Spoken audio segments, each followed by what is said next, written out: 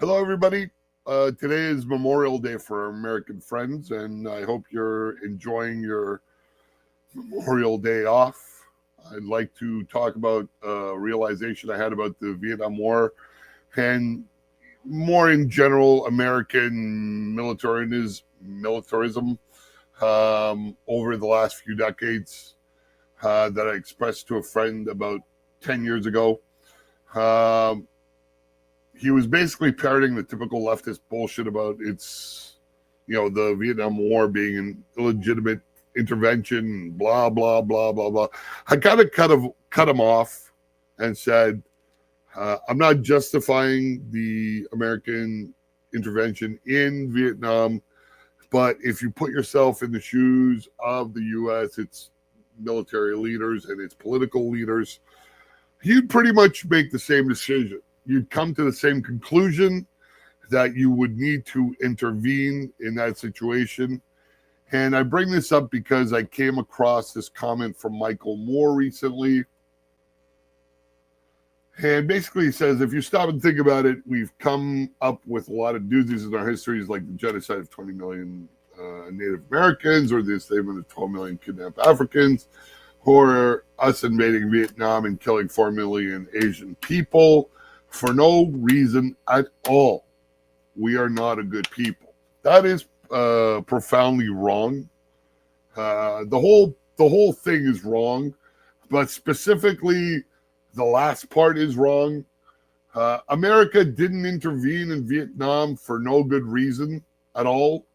There were a lot of good reasons, but most significantly, the reason was to stop communist imperialism. So if you would bear with me, I'd like to present a video I made to visually explain what I'm talking about.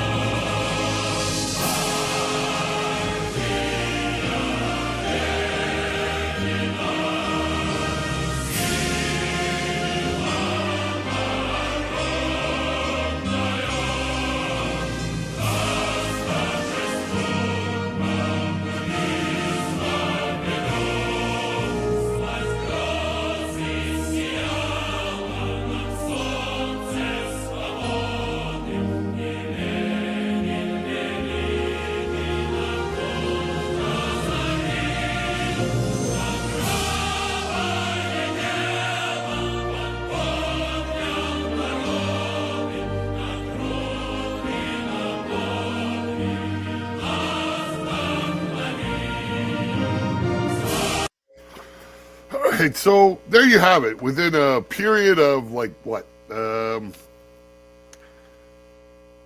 40, 45 years. Well, no, actually more like almost 50 years. It invaded and or occupied 30 or so countries. A handful of those before World War II broke out. And so this is what I wanted to talk about. I wanted to talk about the this idea that Americans have this imperialism, this capitalist imperialism that is spread throughout the world. It's a lie. It's really a lie. If I continue playing, let me just turn on the volume. If I continue playing the video here, you see the communist ideology spread throughout Asia and Southeast Asia And basically, since before World War II, the Soviet Union has been invading and occupying, countries after country after country. First, it started with a handful of countries before World War II. Then it included, entering a pact with Nazi Germany to divide Poland in half. So Nazi Germany got half, and Soviet Russia got the other half. And then once hostilities broke out,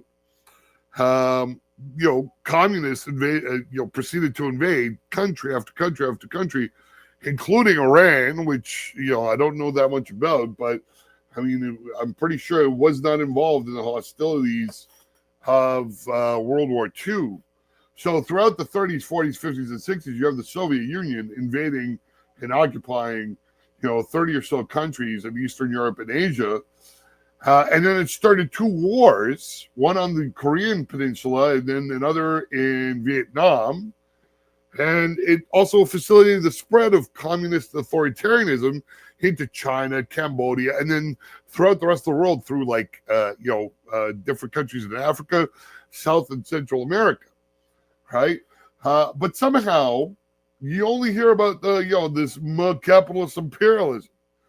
The radical left, who have taken over academia, have basically obfuscated communist imperialism that took over most of the world and enslaved billions of people for the last half of the 20th century and a big chunk of the 21st century.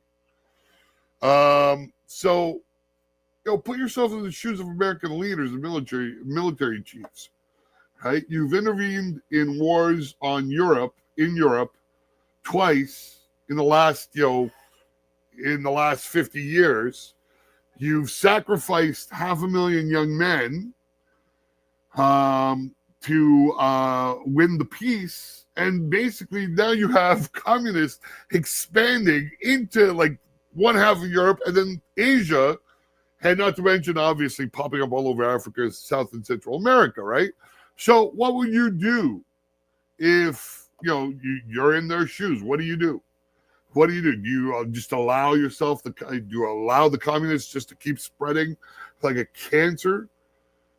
And that's why they intervened in Vietnam. That's why they intervened in Korea. In fact, Korea was a UN-led intervention to, stop the spread of communism. And that's why you have military bases all over the world. So here we have, a map basically of all the bases, American bases all over the world, right? So the big beige circles are bases. The orange circles are lily pads where there's fewer than 200 personnel. And the gray dots are unconfirmed lily pads. So it's just speculation. But if you could see, this, ring of bases is basically encircling the former Soviet Union to kind of hem them in, right? To encircle them, to prevent them from spreading further. So getting back to my point is had the U.S. not intervened, who would? Would it be Europe? They had just been devastated twice in one century. So they did not have the power or the will to thwart, the communist cancer that was spreading. So if it had not been for the Americans, the world would have fallen to worldwide communist authoritarianism. That cancer that spread from here in Asia into Eastern Europe and into more of Eastern Asia would have spread down through India, through the Middle East, through Africa, through South America, and basically America would be encircled, right? So we would be basically living in 1984 right now had it not been for the United States. And if you see how bad things are, the state of the West is right now, just imagine what it would be like. It would be 100 times worse.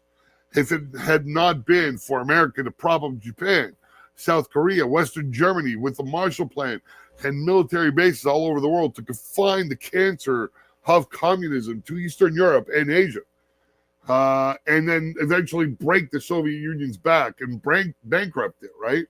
So, take a moment to thank the brave men of the United States who defended the world from this creeping death that is communism. Billions of people live free in freedom because of it. And so, you know what?